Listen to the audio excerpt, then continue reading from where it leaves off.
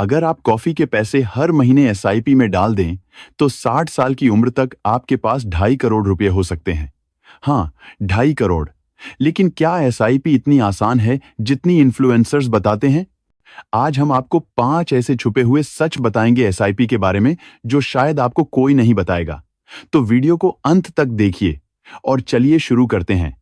दोस्तों, financial literacy बहुत जरूरी है। हम भी यही कोशिश करते हैं कि आपको सही जानकारी मिले। लेकिन प्रॉब्लम तब आती है जब लोग इंफॉर्मेशन के नाम पर मिस इन्फॉर्मेशन फैलाते हैं। अचानक एसआईपी हर समस्या का समाधान बन जाता है, जैसे हर रोग की एक दवा। लेकिन क्या आप जानते हैं कि एसआईपी के कुछ नुकसान भी हैं? जी हां, सारी एसआईपी अच्छी नहीं होती और हमारे पास डेटा है इसे साबित करने के लिए। इस वीडियो में हम बात करेंगे 5 ऐसे कम ज्ञात फैक्ट्स के बारे में जो एसआईपी को लेकर आपके नजरिए को बदल देंगे। और हां, अगर आपको ये वीडियो पसंद आए तो लाइक, कमेंट और सब्सक्राइब करना न भूलें। चलिए पहला सच जानते हैं। पहला सच, दोस्तों, एसआईपी डंप होती हैं। चौंक गए ना?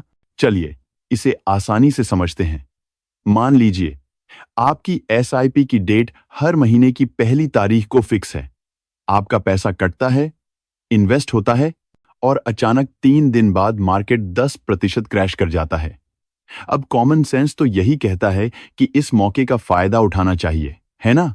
मार्केट जब सस्ता हो तो और इन्वेस्ट करो ताकि ज्यादा यूनिट्स मिले। लेकिन आप ऐसा नहीं कर पाएंगे। क्यों? क्योंकि आपकी एसआईपी में कोई इंटेलिजेंस नहीं है। यह बस एक ऑटोमेटिक सिस्टम है जो हर महीने फिक्स डेट पर पैसा काटता और इन्वेस्ट करता है, चाहे मार्केट ऊपर हो या नीचे। तो क्या इसका कोई हल है? बिल्कुल है। इसे कहते हैं स्मार्ट एसआईपी या बूस्टर एसआईपी। अब ये क्या है? सुनिए। स्मार्ट एसआईपी में आपका पैसा पहले डेट फंड में जाता है। फिर एएमसी का एक खास एल्गोरिदम चेक करता है कि मार्केट अभी टेम्परेरी बॉटम पर है या टॉप पर। अगर मार्केट बॉटम पर है तो आपका पैसा इक्विटी फंड में इन्वेस्ट हो जाता है, और अगर मार्केट टॉप पर है तो वो वेट करता है मार्केट के सही होने का।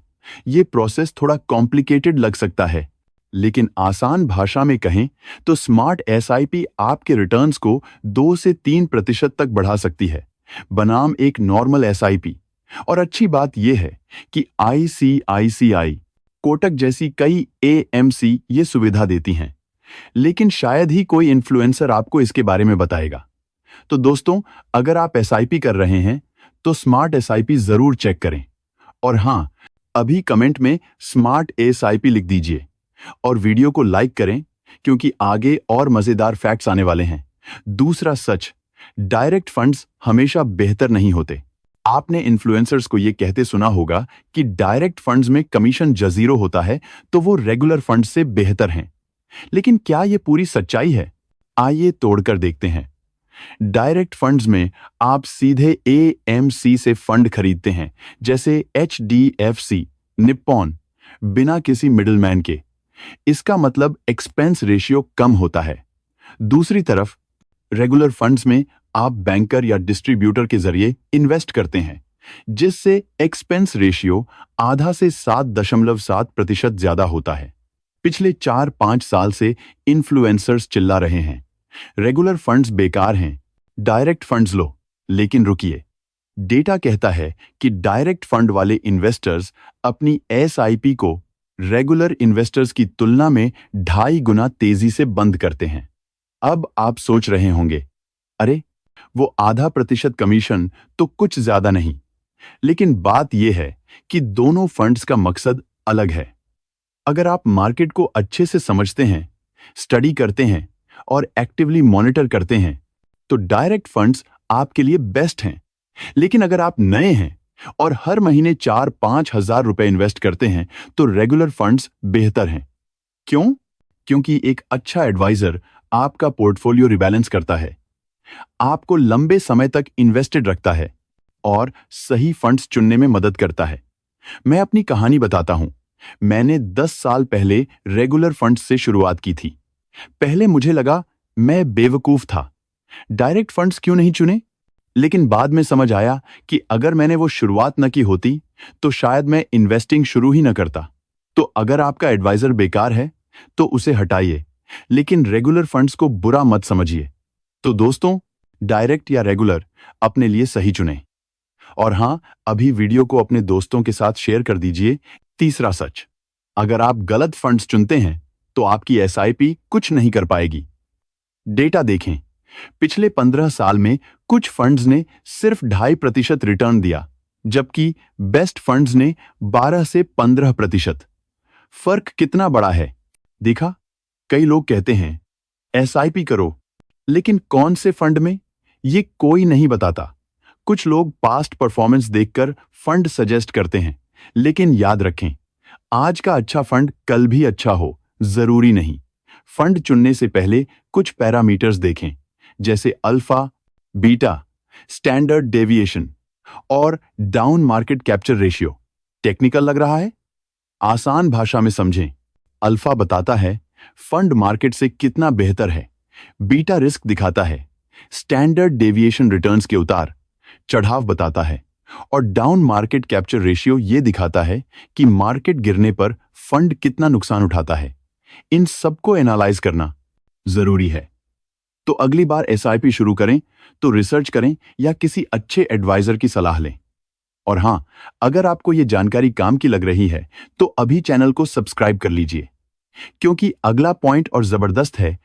चौथा सच, इन्फ्लेशन को भूल गए तो एसआईपी आपको अमीर नहीं बनाएगी। उदाहरण लें, हर महीने 15,000 की एसआईपी 20 साल बाद 12% रिटर्न से 1,50,00,000 देगी। सुनने में शानदार है ना? लेकिन रुकिए, 6% इन्फ्लेशन माने तो ये 1,50,00,000 आज के सिर्फ 46 लाख के बराबर होगा।